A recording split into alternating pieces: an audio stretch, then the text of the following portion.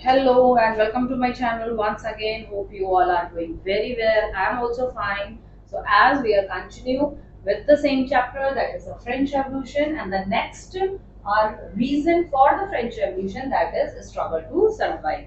Now struggle to survive कौन कर रहा है? Struggle to survive फ्रांस के लोग, फ्रांस के पीपल्स जो हैं वो बहुत ज्यादा स्ट्रगल कर रहे हैं अपने जीने के लिए, अपने सर्वाइवल के लिए। उनको किसी भी तरीके का हक नहीं मिला हुआ है, उनको वोटिंग राइट्स नहीं मिले हुए हैं, वो कहीं पर आम जो है क्राउड है या आम लोगों के साथ, नॉर्मल पर्सन के साथ वो नहीं बैठ सकते। जैसे फर्स्ट स्टेट सेकंड स्टेट मैंने आपको बताया था, उनके साथ वो बैठ नहीं सकते, उठ नहीं सकते, ठीक है, उनके साथ चर्च नहीं जा सकते, चर्च जाने का उनको अधिकार नहीं होता था।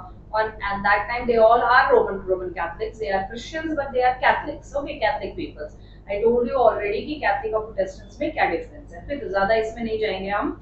सो we are going to struggle to survive. So struggle to survive क्या है? The population of France rose from about 23 million in 1750 to 28 million. अब यहाँ पर क्या था कि यहाँ पे फ्रांस की पॉपुलेशन जो थी 1715 से अब तक यानी 1789 तक जो थी पॉपुलेशन काफी बढ़ गई थी। 23 मिलियन से 28 मिलियन पॉपुलेशन जो थी हो गई थी। 23 मिलियन से 8 मिलियन पॉपुलेशन हो गई थी। This led to a rapid increase in the demand for food grains. अब क्या हुआ, यहाँ पर भाई जब पॉपुलेशन बढ़ेगी तो पॉपुलेशन को खाना भी तो चाहिए। हाँ, हमारी कंट्री की पॉपुलेशन जो है, now India become the first in the population, first in the world in the population. तो भाई जब पॉपुलेशन हमारी कंट्री की बढ़ गई है तो गवर्नमेंट की भी ये जिम्मेदारी है कि भाई हमें खाना खिलाएगी। खाना ऐसा तो है नहीं कि गवर्नमेंट हमारे मुंह में आके खाना डालेगी, काम तो हमें करना ही पड़ेगा, हमें वर्क तो करना ही पड़ेगा।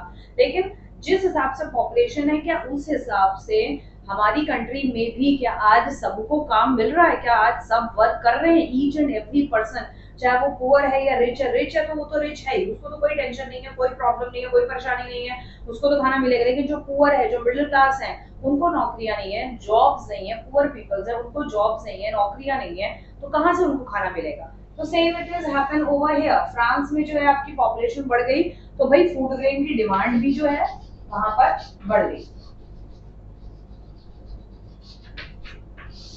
फूड ग्रेन्स की डिमांड बढ़ गई, वहां पे ज्यादा फूड ग्रेन अब चाहिए, यानी कि फ्रांस को बाहर से या तो फूड ग्रेन मंगाना पड़ेगा और या फिर अपने ही कंट्री में वो इस तरीके की टेक्नोलॉजी और सारी चीजें यूज करे जिससे कि भाई उसकी कंट्री ही ज्यादा से ज्यादा फूड ग्रेन्स का प्रोडक्शन कर सके। ठीक है, now due to low production of a supply of a grain could not keep pace with the demand. अब भाई प्रोडक्शन लो हो रहा था, अभी मैंने क्या बोला, या तो उसे बाहर से मंगाना पड़ेगा फूड ग्रेन अपने पॉपुलेशन को खाना खिलाने के लिए, या फिर जो है उसको अपना ही प्रोडक्शन बढ़ाना पड़ेगा। अपना प्रोडक्शन बढ़ा नहीं सकता क्योंकि उसका प्रोडक्शन वैसे ही लो जा रहा था। ठीक है, तो वो डिमांड कंट्री की गवर्नमेंट जो है अपने कंट्री के लोगों की फूड ग्रेन की डिमांड पूरी नहीं कर पा रही थी, लोगों को प्रॉपर खाना नहीं प्रोवाइड हो रहा था। So the price of the bread was the staple diet of the majority of rose rapidly. अब वहां पर क्या हुआ, फिर गवर्नमेंट ने क्या किया, जो ब्रेड का प्राइस था वो जो है इंक्रीज कर दिया। Now what is bread over here, मतलब लोगों से ही पैसा लेने के लिए, ताकि लोग पैसा दें, ज्यादा प्राइस में जो है ये फूड ग्रेन ले। ये फ्रांस का फूड ग्रेन है bread. Bread it's the normal जो बन होता है हमारा, और जो लंबी वाली एक ब्रेड्स आती है लंबी लंबी, फ्रांस में ही ये इजाद हुई है ये ब्रेड। अभी रिसेंटली मैंने आप लोगों को बताया था कि प्लीज वॉच एपिक चैनल, आप लोग देखा करो, ठीक है। तो एपिक चैनल पर बहुत सारी चीजें दिखाई जाती हैं। तो ये इस तरीके की ब्रेड होती थी जो कि फ्रांस में बनाई जाती थी, और आज भी फ्रांस में इसी तरीके की ब्रेड्स जो है खाई जाती है। हमारे इंडिया में ये ब्रेड्स अवेलेबल नहीं है, मतलब हमारे इंडिया में ये ब्रेड्स अवेलेबल हैं, बट कुछ स्टेट्स में और कुछ प्लेसेस में इस तरीके की आपको ये ब्रेड्स मिलेंगी। उस ब्रेड में हल्का हल्का यहाँ पर बीच में कट्स लगे होते हैं, तो वो लोग यही ब्रेड खाते हैं। इस ब्रेड के साथ जो भी वहां पर वेजिटेबल ग्रो होता है या कुछ सूप टाइप होता है वो लोग खाते हैं। तो यहाँ गवर्नमेंट ने क्या किया कि इस ब्रेड की जो डिमांड, जो प्राइस थे वो बढ़ा दिए, ताकि लोग जब ज्यादा प्राइसेस में खरीदेंगे तो उसी प्राइस से, उसी पैसे से हम जो है बाहर से ग्रेन्स वगैरह मंगाएंगे। अब ये प्राइस जो था बहुत बहुत तेजी से गवर्नमेंट ने बढ़ा दिया। Most worker were getting fixed wages, कुछ ऐसे वर्कर्स थे जिनको एक फिक्स्ड वेज मिलता था, ठीक है, फिक्स्ड जो वेजेस यानी फिक्स्ड उनकी सैलरी होती थी, ठीक है, उनके काम का जो उनके काम की जो अर्निंग मिलती थी, उनको सैलरी हम कह सकते हैं, ठीक है, उनके काम की जो अर्निंग उन्हें मिलती थी, जो जितना वो अर्न कर रहे थे वो फिक्स्ड अमाउंट में था कि भाई इतना ही मिलेगा। अगर ब्रेड के प्राइस हाई हो गया तो आपकी तनख्वाह नहीं बढ़ेगी, वेजेस यानी तनख्वाह, उनके काम किया तनख्वाह उनको मिलना, ठीक है, आपकी तनख्वाह नहीं बढ़ेगी। So the gap between the poor and the rich widen, अब यहाँ पर गरीब और अमीर का जो गैप था वो धीरे धीरे और ज्यादा जो है बढ़ने लग गया। थिंग्स बिकेम वर्ड्स, थिंग्स जो थी चीजें बहुत ज्यादा वर्ड्स होती गई, वर्स्ट होती गई, यानी कि फ्रांस का जो पूरा सिस्टम था बहुत ही ज्यादा खराब होता गया। जैसा राइट नाउ आप लोग आज अभी न्यूज में अगर आप लोगों ने देखा हो तो पाकिस्तान के हालात है, पाकिस्तान में क्या हो रहा है, टमाटर 400 रुपए किलो, अभी इससे पहले की बात है, अभी तो ये सारी चीजें अभी हुई है, लास्ट ईयर की बात मैं बता रही हूँ, वहां पे लास्ट ईयर से ही उस कंट्री में पैसे की इतनी कमी है कि आई हैव हर्ड कि टमाटर 400 रुपए किलो, 200 रुपए किलो ऐसे हो रहे हैं, जो नॉन वेज है वो आपका 1000 दो हजार रुपए किलो ईद के टाइम पे जा रहा है, ठीक है, और अभी तो और भी ज्यादा बुरे हालात हैं, लोगों को खाना नहीं मिल रहा है, लोगों के पास पैसा नहीं है, गवर्नमेंट के पास पैसा नहीं है, कुछ नहीं है, पूरी पाकिस्तान कंट्री टोटली बर्बाद हो चुकी है, टोटली बर्बाद हो चुकी है, ठीक है। तो वही हिसाब यहाँ फ्रांस में ही हो रहा था, व्हेनेवर ड्रॉट और हेल रिड्यूस द हार्वेस्ट। तो जब भी बिकेम वर्स, कब कंडीशन फ्रांस की और ज्यादा तब खराब हो जाती थी, कभी भी अगर ड्रॉट आ गया या फ्लड आ गया, यानी सूखा पड़ गया या फ्लड आ गया, बाढ़ आ गई, तो जितनी भी फसल वो सारी बर्बाद हो गई, कटाई का समय था, हार्वेस्ट करना था, वो पूरी फसल बर्बाद हो गई, और ज्यादा डेप्थ में फ्रांस चला गया, ठीक है।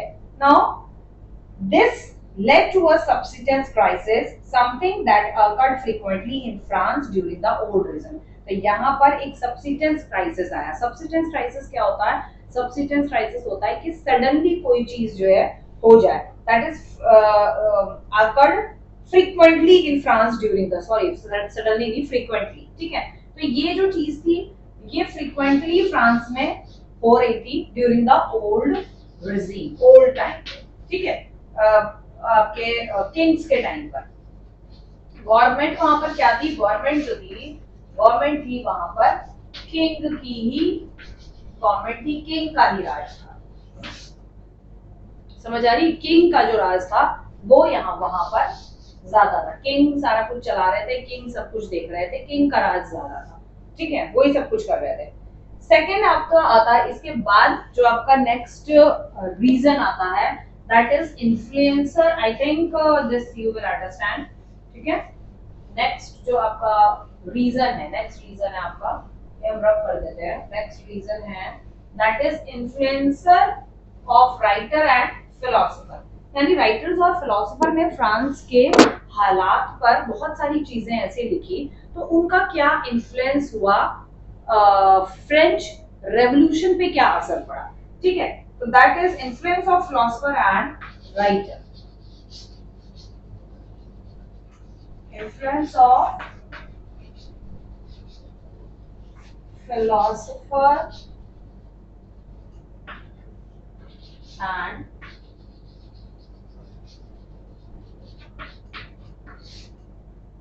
writers. ठीक है, influence of philosopher and writer. Now there were many French philosophers and thinker like Montesquieu, Rousseau, Voltaire and Mirabeau who exposed the evil prevailing in the system. बहुत सारे ऐसे फ्रांस के राइटर्स थे जो खुद भी किंग की इस तरीके की चीजों से, फ्रांस की गवर्नमेंट से, फ्रांस के राजा से, फ्रांस के सिस्टम से, upper class, first state, second state, इन सबसे बहुत ज्यादा परेशान थे, बहुत ज्यादा दुखी थे। तो वो एट दैट टाइम, क्योंकि वो राइटर थे तो वो वैसे रेवोल्यूशन नहीं कर सकते थे, उन्होंने रेवोल्यूशन कैसे किया, अपनी बुक्स में इस सारे इविल्स के बारे में लिखकर उन्होंने अपना रेवोल्यूशन ऐसे स्टार्ट किया, और वो उनकी बुक्स जो है लोगों ने पढ़ी। अब भैया उन्होंने अपने खुद के भी कुछ विचार डाले, कुछ क्योंकि थिंकर्स हैं, फिलोसफर हैं, उन्होंने अपनी कुछ चीजें डाली, लोगों तक पहुंची, लोगों ने सोचा कि हाँ यार यहाँ पर इस बुक में ये चीज अच्छी लिखी हुई है तो हम इसको फॉलो कर सकते हैं, ठीक है। तो ये इफेक्ट हुआ जिसकी वजह से फ्रेंच रेवोल्यूशन और ज्यादा बढ़ा आपका, ठीक है। सो exposed the evil prevailing in the system, and they infused in people the idea of liberty, equality and fraternity. और इन्हीं राइटर्स ने जो है लोगों के अंदर ये तीन चीजों के बारे में उनको बताया, that is equality, liberty and fraternity, यानी फ्रेटर्निटी बराबर का अधिकार मिलना। ठीक है, तो इन्होंने अपनी बुक्स में लिखा कि भैया सब लोगों को जो है, हम लोगों को इक्वालिटी नहीं है, हमें हमें लिबर्टी नहीं है किसी चीज की, हमें अधिकार नहीं है बहुत सारी चीजों पर, फ्रेटर्निटी के बारे में। ठीक है, अब इसके बाद जो है एक एक दो दो राइटर्स ने कौन कौन सी बुक्स लिखी है, क्या क्या लिखा है उसके बारे में दिया हुआ है। तो सबसे पहले आपके चार्ल्स मॉन्टेस्क्यू, इन्होंने लिखी है आपकी अ नोबल मैन बाय बर्थ। ये बाय बर्थ जो थे नोबल मैन थे। He became a lawyer, lawyer थे, जज थे। इन हिज बुक, उनकी जो बुक है spirit of law, he criticised autocracy and praise the democratic Republic. इन्होंने ऑटोक्रेसी, ऑटोक्रेसी यानी किंग का रूल, ठीक है, सिंगल पर्सन का रूल। ठीक है, तो ऑटोक्रेसी थी उस समय फ्रांस में, मोनार्की एंड ऑटोक्रेसी। ठीक है, ऑटोक्रेसी इज सिंपल कि एक पर्सन का रूल, वो अपनी मर्जी से बहुत कुछ सारी चीजें करता है। ठीक है, तो ऑटोक्रेसी को इन्होंने क्रिटिसाइज किया, ऑटोक्रेसी को बोला कि ये सही नहीं है, और डेमोक्रेटिक रिपब्लिक जो है गवर्नमेंट होनी चाहिए।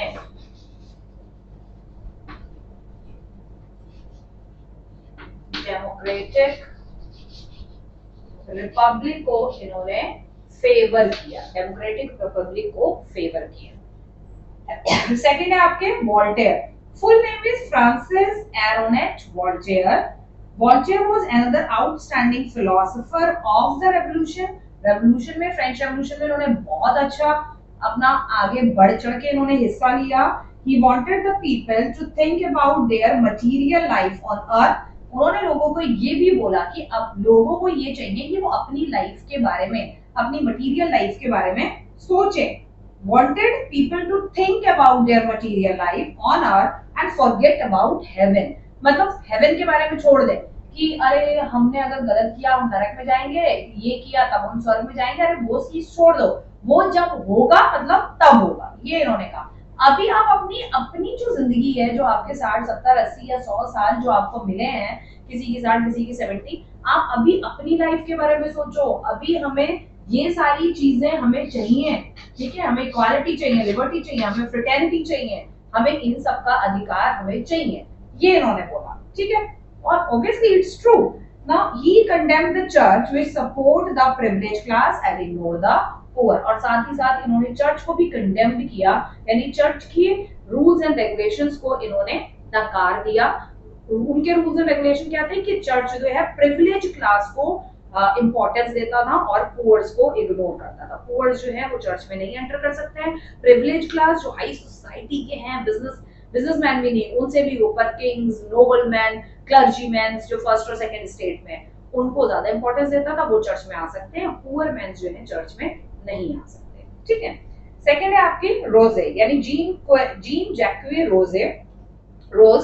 जीन जैक्वे रोजे is regarded as the architect of the French Revolution। इनको फ्रेंच रेवोल्यूशन का आर्किटेक्ट कहा जाता है कि इन्होंने फ्रेंच रेवोल्यूशन पूरा डिजाइन किया है। ठीक है, he gave the slogan, इन्होंने एक स्लोगन दिया, man was born free, man free born हुआ है, आजादी के साथ born हुआ है, yet he is everywhere in chain। But फिर भी इंसान जो है हर जगह जंजीरों से जो है वो बंधा हुआ है। Okay, in the famous book, इनकी बहुत फेमस बुक है social contract, he proved that the government was the result of a social contract between the people on the one hand and ruler on the one hand। उन्होंने ये कहा कि जो government जो है वो एक सोशल कॉन्ट्रैक्ट है, यानी कि एक तरफ गवर्नमेंट पीपल्स को और एक तरफ रूलर्स को रख कर जो है दोनों में कॉन्ट्रैक्ट कराने के चक्कर में लगी हुई है। People on the one hand and ruler. ठीक है, if the ruler did not fulfill the contract, तो अगर रूलर जो है कॉन्ट्रैक्ट फुलफिल नहीं करता है,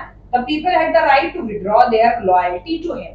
तो पीपल्स के पास ये राइट है कि लोग जो है रूलर्स जो है, जो रूलर है उस समय रूल कर रहा है, उससे अपनी लॉयल्टी वापस ले ले। यानी कि कहने का मतलब है इन शॉर्ट कि पीपल्स जो है उस समय जो रूलर है उसको मतलब हटा दे, या हम कह सकते हैं उस समय जो रूलर है उसको सपोर्ट ना करे। ठीक है, अगर रूलर आपके रूलर कॉन्ट्रैक्ट पूरा नहीं कर रहा है तो जो पीपल है वो उसको सपोर्ट ना करे रूलर को। ठीक है, and bring down the tyranny of the rulers by revolting. और रूलर्स को कैसे नीचे लाना है, रूलर्स को कहते हैं ट्रेनिंग, यानी कि उनकी औकात कैसे दिखानी है, उनकी औकात कैसे दिखानी है उनको, बाय रिवोल्टिंग, उनके खिलाफ जो है रिवोल्ट कर दो। तो रूलर्स को पता चलेगा कि भाई लोगों की ताकत जो है कितनी है, क्योंकि गवर्नमेंट क्या कर रही थी, उनका कहना ये था सोशल कॉन्ट्रैक्टर है गवर्नमेंट, जो है सोशल कॉन्ट्रैक्टर है। एक तरफ है पीपल्स, लोग हैं, पूरी जनता है, और एक तरफ है आपके रूलर जो रूल कर रहे हैं। गवर्नमेंट भी किसकी बनाई हुई है, रूलर्स की गवर्नमेंट बनाई हुई है। तो गवर्नमेंट वो ये कहते हैं, यहाँ पे ये राइटर कहते हैं कि गवर्नमेंट क्या कर रही है कि अगर रूलर जो है अपना कॉन्ट्रैक्ट पूरा नहीं कर रहे हैं तो लोग उनको सपोर्ट करना बंद कर दें, और रूलर्स को अपनी औकात कैसे दिखाएंगे, उनको नीचे कैसे लाएंगे, उनके खिलाफ रिवोल्ट करके। अंडरस्टूड? ओके, नेक्स्ट है आपका जॉन लॉक, ये हम करेंगे, उसके बाद वाइंड अप करेंगे। John Locke was another great philosopher, बहुत अच्छे ग्रेट फिलोसोफर थे। उनकी बुक है two treatises of government. He sought to refute the doctrine of the divine and the absolute right of the monarch। इन्होंने क्या किया था कि डॉक्ट्राइन ऑफ डिवाइन, मतलब डॉक्ट्राइन ऑफ डिवाइन यानी कि एक ही पर्सन के पास सारी डिवाइन पावर जो है वो नहीं होनी चाहिए, ये इन्होंने लिखा अपनी बुक में। ठीक है, पूरी एक बंदे के पास नहीं होनी चाहिए। Two treatises of government, government की दो चीजें होती हैं, divine doctrine of the divine and absolute right of the monarch, यानी कि मोनार्क भी होना चाहिए, मोनार्की है ठीक है, किंग का रूल है, लेकिन दोनों के पास बराबर से जो है पावर्स होनी चाहिए, एक ही पर्सन के पास पावर नहीं होनी चाहिए। ठीक है, so and absolute right of the monarch. ठीक है, समझ आ गया कि दोनों के पास पावर्स होनी चाहिए, इन्होंने अपनी बुक में इस तरीके से डिफाइन किया है। ठीक है, तो आज हम फिलहाल इस वीडियो में यहीं तक करते हैं, इसके बाद आपका जाता है course of revolution. Okay, course of revolution, French became a constitutional monarch. अब फ्रांस जो है फ्रेंच रेवोल्यूशन के बाद कॉन्स्टिट्यूशनल मोनार्क बना पहले। ठीक है, उसके बाद फिर जो है France became a republic. Topic है आपका कि फ्रांस जो है वो रिपब्लिक कैसे हुआ। ठीक है, so hope you like this video, you understand the causes of the French Revolution. So if you like this video, please share and subscribe my channel. Thank you everyone.